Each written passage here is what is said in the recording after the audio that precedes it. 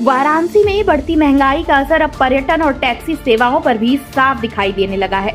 Petrol diesel की लगातार बढ़ती कीमतों के बीच वाराणसी टूरिज्म संगठन ने छोटे टैक्सी वाहनों के किराए में 2 रुपए प्रति किलोमीटर की बढ़ोतरी का फैसला लिया है। वाराणसी टूरिज्म संगठन के पदाधिकारियों का कहना है कि पिछले कई वर्षों से टैक्सी किराए में कोई बढ़ोतरी नहीं की गई थी, जबकि इस दौरान पेट्रोल, डीजल, इंश्योरेंस, गाड़ियों के पार्ट्स और मेंटेनेंस का खर्च लगातार बढ़ता गया।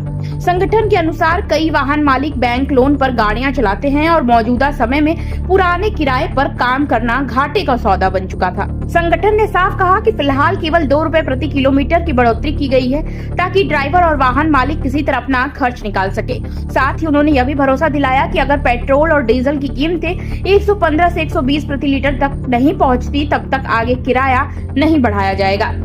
वहीं दूसरी तरफ आम लोगों का कहना है कि पहले से ही महंगाई ने घर का बजट बिगाड़ रखा है। ऐसे में टैक्सी किराए बढ़ने से यात्रियों पर अतिरिक्त बोझ बढ़ेगा, खासकर उन लोगों पर जो रोजाना टैक्सी या पर्यटन वाहनों का इस्तेमाल करते हैं।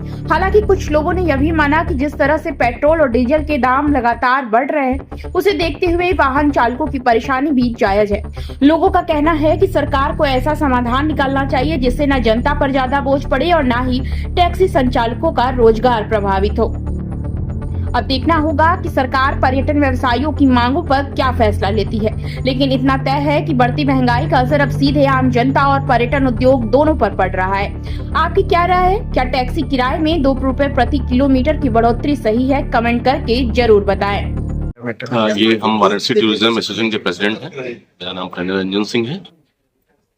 विगत दिनों लगातार बढ़ते डीजल पेट्रोल के प्राइसेस से हम लोग का टैक्सी चलाना संभव हो चुका है, इसलिए हम लोगों ने रेट में बढ़ोतरी का फैसला लिया है। इसी के लिए आज ये प्रेस वार्ता रखी गई।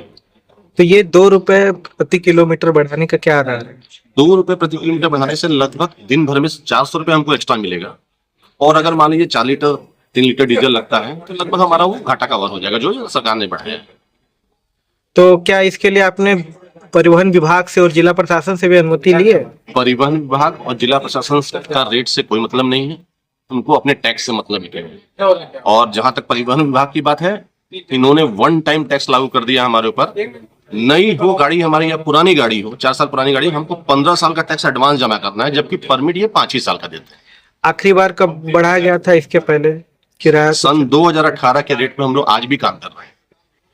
रेट हर 2-3 साल में बढ़ता है, हर चीजों का बढ़ता है, आप भी जानते हैं। लेकिन 2020 के बाद कोरोना आ गया, 2-3 साल तो हम कोरोना की मार से मरे रहे, तो रेट बढ़ाने की मौका ही नहीं मिला।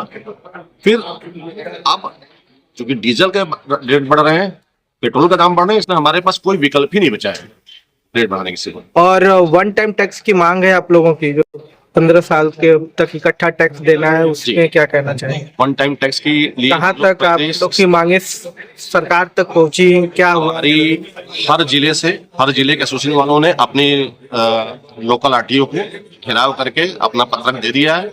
आरटीओ ने सब कहा कि फॉरवर्ड कर दिया, लेकिन निर्णय अभी कुछ नहीं हुआ। बहुत दिन से ये मांगे चल रही हैं, तो उसके लिए मतलब अभी तक सरकार ने इस पर कोई कार्रवाई? सरकार ने कोई कार्रवाई नहीं। हमने हाईकोर्ट में रिट भी फाइल की, केस चल रहा है हमारा। तो आप लोग इसमें आगे क्या करने वाले हैं?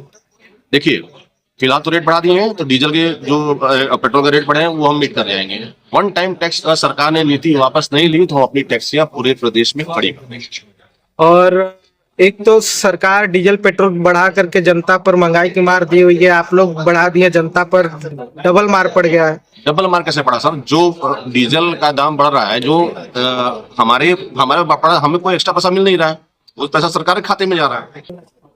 10 रुपया 15 रुपया रेट बढ़ा दिए हैं डीजल का, तो वो आखिर ये भी तो जनता पर, एक प्रकार से आम जनता पर महंगाई की मार ही है। बिल्कुल आम जनता पर महंगाई मार पड़ेगी। और पर किलोमीटर अब जैसे यहाँ से अयोध्या जाने में जो चार्ज लगता था, अब वो चार्ज 500 रुपए ज्यादा लगेगा।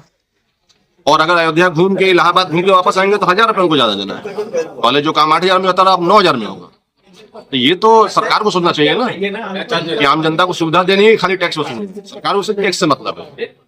ताकि कुछ आइडिया है कि ऐसा सरकार लगातार डीजल पेट्रोल का दाम बढ़ रहा है, इस पर आप लोग कुछ नहीं किए? सरकार हम लोग टारगेट मांग चल रहे हैं कि डीजल 115 रुपए लीटर हो जाए, पेट्रोल 130 रुपए हो जाए, तब तक हम लोग इसी रेट पे काम करेंगे। अगर इससे ज्यादा बढ़ा डीजल पेट्रोल तो हम लोग फिर अच्छा, मतलब आप लोग सोच चुके हैं कि 115 120 तक अगर जाता पेट्रोल डीजल, तब तक आप लोग इसके बाद दाम नहीं बढ़ाएंगे? तब तक नहीं। ये मतलब 2 रुपए आपका उतना तक रेट का कवर कर लेगा। कवर कर लेंगे, हम मान के चल लेंगे 2 रुपए में सर्वाइव कर जाएंगे। चलिए ठीक।